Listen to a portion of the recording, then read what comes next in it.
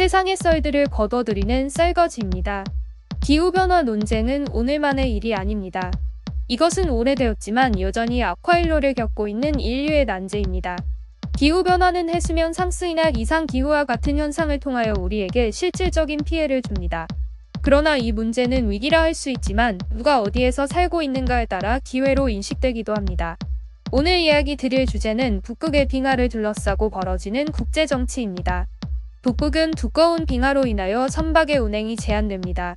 항해가 어려운 계절이 용이한 계절보다 깁니다. 북극을 뒤덮은 빙하는 서유럽에서 아시아로 향하는 물류 운송을 제약해왔습니다. 서유럽에서 수에즈 운하를 거쳐 아시아로 넘어오는 노선은 북극을 가로지르는 노선에 비해 그 거리가 30%가량 깁니다. 긴 거리는 높은 물류 비용을 의미하며 소비자에게는 추가적인 지출을, 그리고 기업에게는 사업 기회의 제약을 의미하게 됩니다. 그러나 빙하는 누군가에게 이익을 제공하기도 합니다. 북극 빙하를 국가 이익에 활용해 온 국가는 단연코 러시아입니다. 러시아는 50척이 넘는 쇠빙선을 보유하고 있습니다. 이는 타 국가를 압도하는 보유 대수입니다. 한국의 경우 아라우노 한 척을 보유하고 있고 투가로 한 척을 건조할 계획이라고 합니다. 일본도 쇠빙선을 건조 중이며 세계 각국이 쇠빙선 건조에 박차를 가하고 있습니다. 그러나 이와 같은 노력이 러시아를 따라잡을 것이라는 합리적 기대는 불가능하다고 보는 것이 옳습니다.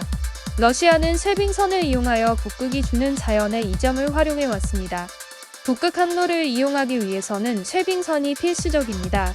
쇠빙선은 선단의 선두에서 얼음을 깨며 앞으로 전진합니다. 그 결과 만들어진 물길을 따라 고객 선박이 이동하는 방식입니다.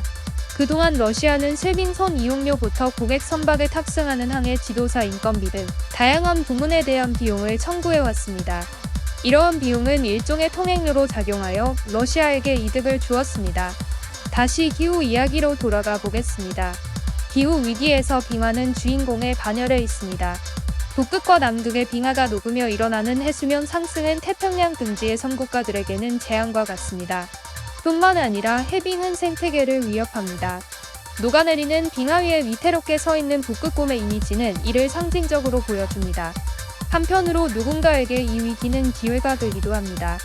해빙은 역설적으로 그동안 러시아의 횡포로 북극 항로를 자유롭게 이용하기 어려웠던 국가들에게 새로운 기회를 제공합니다.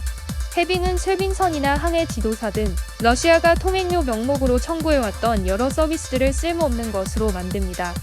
이는 북극 항로를 사용하기 위하여 각국이 러시아에 지불했던 정치적 경제적 비용을 제거하는 동시에 북극 항로가 주는 단거리의 이점을 온전히 활용할 수 있도록 합니다. 물류 비용은 감소할 것이고 그 결과 소비자는 더 저렴한 가격에 물건을 구할 수 있습니다. 또한 유럽의 기업에게는 아시아의 광대한 시장에 보다 쉽게 접근할 수 있는 기회가 될 수 있습니다. 러시아를 제외하면 대다수 국가가 이익을 보는 구조입니다. 이 문제에 제가 주목한 또 다른 이유는 다음과 같습니다.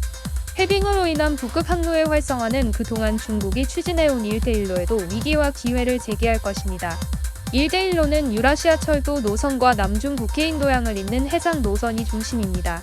중국은 이를 통해 유럽과 아시아를 연결하는 거대 경제권을 구축하려 했습니다. 이를 위해서는 유라시아를 관통하는 철도 노선이 핵심적 역할을 합니다. 그런데 북극 항로는 그러한 계획의 변화를 불가피하게 합니다. 새롭게 열릴 북극 항로는 서유럽이 중국이 제공하는 철도 인프라 없이도 아시아 지역과 왕래할 수 있도록 합니다. 그동안 1대1로는 중국의 국제정치적 영향력을 확산시키기 위한 수단이 아니냐는 의심의 눈초리를 받아왔습니다.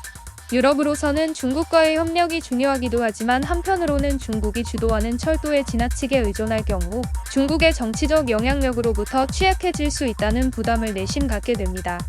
이러한 의심은 러시아에 대한 가스 의존이 정치적으로 이용되면서 더 커지게 되었습니다. 더군다나 장기화되고 있는 우크라이나 전쟁은 유라시아 철도가 위기의 순간에는 오히려 애물단지로 전락할지 모른다는 우려를 증폭시킵니다. 이 모든 의혹과 우려는 북극 항로에 대한 유럽 국가들의 기대를 키웁니다. 미국, 영국, 호주 사이에 최근 체결된 오쿠스 협정도 이러한 맥락에서 볼 때 함의가 있습니다.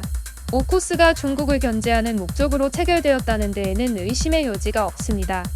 경우에 따라 이 동맹은 중국과 적한 러시아를 견제하는 수단이 될 수도 있습니다. 동맹이 잘 작동하기 위해서는 이들 사이의 물리적 제약이 적어야 합니다. 영국, 미국, 호주는 중국을 둘러싸는 형태로 바다를 낀 채 존재합니다. 세 국가는 모두 해상 세력이며 따라서 바다를 통해 연결되어야 합니다.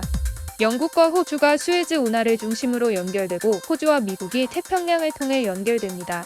동맹의 다른 한 축인 영국과 미국 사이의 군사교류가 원활히 이루어지기 위해서는 대서양뿐 아니라 북극을 통해서도 연결되어야 합니다.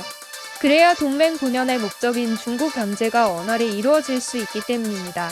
북극 항로가 열린다는 것은 러시아와 중국 그리고 이들을 상대하려는 주변국들의 지정학적 환경에 심대한 변화가 일어난다는 것을 의미합니다.